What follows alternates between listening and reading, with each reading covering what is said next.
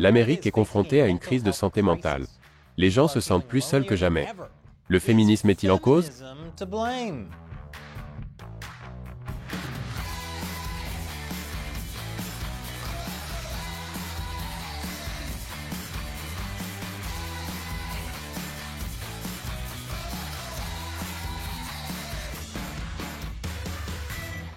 Bienvenue dans l'émission Amérique dévoilée, je m'appelle Chris Chappell. Récemment, j'ai consacré un épisode à la façon dont les changements de la société tuent les hommes américains. Et comme je suis pour l'égalité des sexes, il est logique que je parle de ce qui tue les femmes.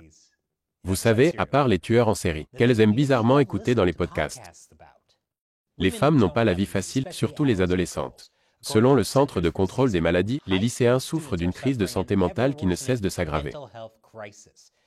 Et les femmes sont particulièrement touchées. Dans une enquête du CDC publiée en début d'année, les données de 2021 ont montré que les étudiantes étaient plus susceptibles que les étudiants d'éprouver des sentiments persistants de tristesse ou de désespoir. C'est terrible, un sentiment persistant de tristesse et de désespoir est le troisième sentiment de tristesse et de désespoir que je préfère le plus. Juste après les sentiments de tristesse et de désespoir explosifs et qui démangent. Il est facile d'accuser la pandémie, mais ces sentiments de tristesse et de désespoir étaient déjà en augmentation avant la pandémie.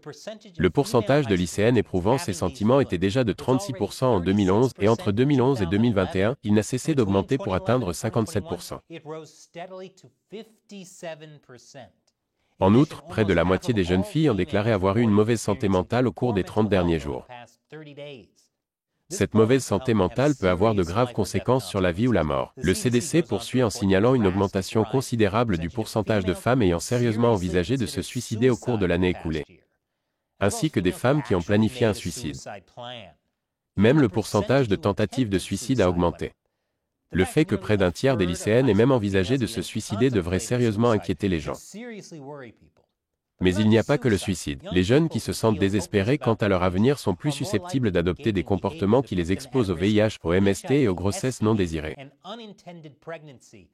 La grossesse, la pire des maladies sexuellement transmissibles. Qu'est-ce qui est à l'origine de cette crise de santé mentale chez les jeunes femmes? Je vous donnerai la réponse après la pause. Bienvenue à tous. Les jeunes femmes sont confrontées à une crise de santé mentale, mais qu'est-ce qui se cache derrière? Si je devais deviner trois choses, ce seraient les médias sociaux. Les médias sociaux et les médias sociaux.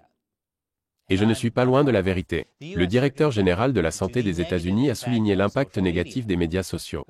Selon lui, les médias sociaux pourraient perpétuer l'insatisfaction corporelle, les comportements alimentaires désordonnés, les comparaisons sociales et le manque d'estime de soi. Les filles y sont particulièrement sensibles. Une étude a montré que le lien entre l'utilisation des médias sociaux et les symptômes dépressifs était plus fort chez les filles de 14 ans que chez les garçons du même âge. Quoi? Vous voulez dire que le filtre « Bold Glamour » de TikTok est à l'origine de problèmes d'image corporelle? Pas du tout. Les chercheurs affirment que le simple fait de passer quelques minutes sur les médias sociaux augmente considérablement le risque d'avoir une mauvaise image corporelle. Je veux dire, comment pouvez-vous rivaliser avec ces looks? On pourrait penser que la solution consisterait à diffuser davantage de contenu positif pour le corps. Sauf qu'une autre étude a révélé que cela pourrait aggraver la situation. Il est difficile d'établir une corrélation exacte entre les médias sociaux et les problèmes de santé mentale. De nombreux examens de ces études estiment que le lien est faible ou non concluant. Ils ont même trouvé des résultats contradictoires. L'Association américaine de psychologie a déclaré « L'utilisation des médias sociaux n'est pas intrinsèquement bénéfique ou néfaste pour les jeunes. Ils semblent voir les médias sociaux de la même manière que je vois les Teletubbies. Il n'y a aucune preuve empirique qu'ils soient mauvais ou nuisibles. Mais ils me donnent la chair de poule et je pense qu'ils devraient être sérieusement réglementés. En parlant de réglementation, le gouvernement. On pourrait penser que les républicains et les démocrates pourraient s'entendre sur la question de la santé mentale sans la politiser. Et non, c'est un sujet très politisé, surtout lorsqu'il est abordé en même temps que la violence armée et les dépenses sociales. Les démocrates et les républicains peuvent politiser n'importe quoi, même ce hamster. Avoir 24 bébés de 3 pères différents. C'est une reine de l'aide sociale. Par exemple, en avril, lors d'une convention de l'Association nationale d'armes à feu, Donald Trump a fait une déclaration sur la violence armée et la santé mentale. Ce n'est pas un problème d'armes à feu. C'est un problème de santé mentale, c'est un problème social, c'est un problème culturel. C'est un problème spirituel. Dans le même temps, Salon, un site d'information orienté à gauche, a accusé les républicains présents à l'événement de militariser politiquement la maladie mentale. En fait, vous savez ce qui est vraiment à blâmer pour les maladies mentales? Les républicains. Et c'est ridicule. Les républicains ont passé d'innombrables heures en ligne à sensibiliser le public à un problème de santé mentale très grave. Le syndrome de dérangement de Trump. Bien sûr, les républicains politisent la santé mentale, mais c'est aussi le cas de Salon, et HuffPost et Mother Jones. En d'autres termes, tout peut être politisé dans l'actualité de nos jours. Mais il y a généralement plus d'un point de vue sur chaque question. C'est pourquoi j'ai utilisé le sponsor d'aujourd'hui, Ground News, pour voir comment les questions sont couvertes par la gauche, le centre et la droite. Comme vous pouvez le constater en effectuant une recherche rapide sur la santé mentale, les organes d'information de gauche et de droite ont tendance à se concentrer sur des sujets différents dans ce domaine. Par exemple, on voit ici que ce sont surtout les médias de droite qui couvrent le controversé projet de loi 655 de l'Assemblée californienne. Ground News résume la situation en déclarant que les démocrates californiens ont introduit une législation qui permet aux professionnels de la santé mentale de retirer les enfants de leur foyer et de les placer sous la garde de l'État sans le consentement des parents. De l'autre côté, on constate que ce sont surtout les médias de gauche qui couvrent la crise de la santé mentale dans la communauté LGBT. Ground News résume la situation en rapportant que l'activiste transgenre Faye Johnston a reçu des menaces de mort, des encouragements au suicide et à l'automutilation. Les experts s'inquiètent de la normalisation de la haine et de son impact sur la santé mentale et la sécurité. Ce que je trouve particulièrement intéressant, c'est la façon dont Ground News fait tout son possible pour montrer des histoires qui sont sur- ou sous-représentées par un seul côté du spectre sur leur fil blind spot. Cela permet de sortir des chambres d'écho et des bulles médiatiques causées par les titres, clickbait, et les algorithmes manipulateurs. J'ai suivi des sujets tels que la santé publique pour obtenir des informations de dernière minute et même des histoires que j'aurais pu manquer autrement. Ground News est une petite start-up dont la mission est de responsabiliser les médias et de créer un monde où le débat coopératif et civil est la norme. Au lieu de la norme actuelle, qui consiste à traiter de nazi de toiletteur, ou de toiletteur nazi toute personne qui n'est pas d'accord avec vous, à ne pas confondre avec les coiffeurs allemands de 1941. C'est pourquoi nous avons collaboré avec Ground News pour sponsoriser cette vidéo, qui est un excellent endroit où aller si vous voulez être mieux informé que la moyenne des lecteurs de journaux. Il vous aidera à penser librement et à voir toutes les facettes de chaque histoire. Et c'est aussi très intéressant de voir tous les préjugés cachés dans les médias. Inscrivez-vous https://ground.news/America Uncovered ou abonnez-vous via mon lien avant le 5 juillet et bénéficiez d'une réduction de 30%, soit $5 par mois. Revenons-en au sujet qui nous occupe. Les jeunes femmes ne sont certainement pas les seules à être touchées par la crise de la santé mentale. Je vous en dirai plus après la pause. Bon retour parmi nous. Les adolescentes ne sont pas les seules à souffrir de la crise de la santé mentale. Les femmes qui travaillent sont également touchées. Il s'avère que 9 à 5 était une représentation irréaliste du fonctionnement de l'Amérique des affaires. Pourquoi nous mentir, Dolly? Et oui, nous faisons des références très diverses dans cette émission. Les femmes n'ont jamais été aussi nombreuses à travailler, inversant la tendance pandémique. Et pourtant, il semble qu'elles se sentent encore plus mal. Cela s'explique en partie par le travail lui-même. Nombreuses sont celles qui se sentent seules lorsqu'elles gravissent les échelons de l'entreprise. Selon une étude récente, près de 70% des femmes qui travaillent disent ne pas se sentir soutenues. Et plus de la moitié disent se sentir seules ou isolées à cause de leur travail. Les femmes ressentent un sentiment de solitude dû à l'isolement, au manque de soutien et à l'impossibilité d'être elles-mêmes au travail. Et ce sentiment s'aggrave à mesure qu'elles prennent de l'ancienneté dans leur travail. C'est pourquoi je dis toujours que les femmes n'ont pas leur place sur le lieu de travail. Qu'est-ce que c'est que ça, Shelley? Comment ça, tu démissionnes? Je ne peux pas diriger cette émission sans toi. Je suis hypocrite? C'est toi l'hypocrite. Tu as raison, je ne sais pas ce que ce mot veut dire. Les femmes.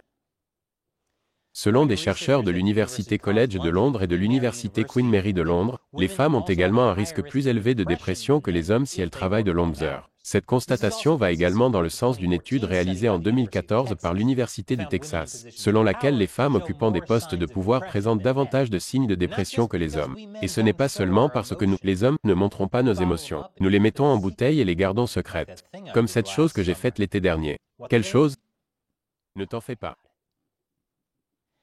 Il n'est donc pas surprenant que les femmes soient beaucoup plus susceptibles de prendre des antidépresseurs que les hommes, surtout si elles sont d'âge moyen ou plus âgées. Ces données datent de 2015 à 2018, avant la pandémie, et pourraient donc être beaucoup plus élevées aujourd'hui. Une partie de ce phénomène est liée à la biologie. Des études ont montré que le risque pour les femmes de connaître un épisode de dépression majeure est 2 à 4 fois plus élevé autour de la ménopause qu'à d'autres moments de leur vie. Ce risque est encore plus élevé pour les femmes qui ont déjà connu un épisode de dépression. Mais ce n'est pas tout. Le nombre de femmes sous antidépresseurs a augmenté au cours de la dernière décennie. Qu'est-ce qui pousse les femmes à être plus malheureuses? Outre le manque de poches-dents. Toutes les robes. C'est le patriarcat qui est à l'œuvre. En parlant de patriarcat, certains conservateurs reprochent au féminisme moderne de rendre les filles et les femmes malheureuses. Selon eux, 60 ans de féminisme n'ont pas rendu les femmes plus heureuses. La National Review, un site d'information conservateur, affirme que le mode de vie féministe prescrit par la culture américaine est la source du malheur, des luttes et du sentiment de vide des femmes. Ce n'est pas que les conservateurs s'opposent à l'égalité de traitement et à la dignité des hommes et des femmes. Ce qui les préoccupe, c'est la façon dont le féminisme moderne, selon eux, encourage la maternité non désirée, le divorce facile, la culture du branchement et la poursuite d'une carrière au détriment de la famille au nom de l'autonomisation. Ce qui, à son tour, ouvre la voie à des modes de vie qui alimentent la crise de la santé mentale.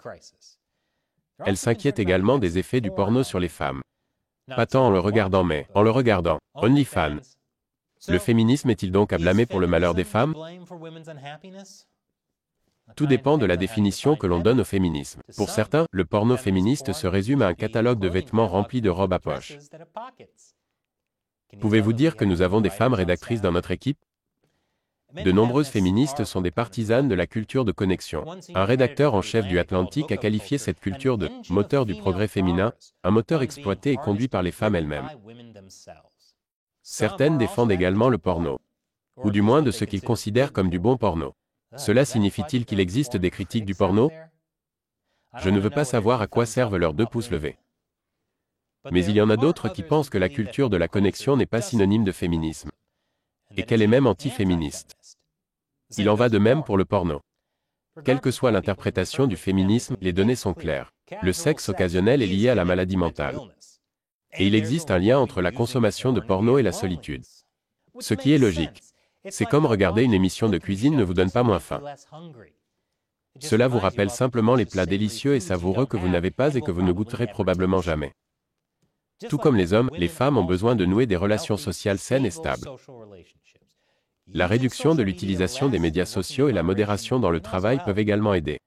La dernière chose que les femmes devraient faire est de comparer leur apparence ou leur carrière à celle des autres, car cela ne peut que les décevoir constamment.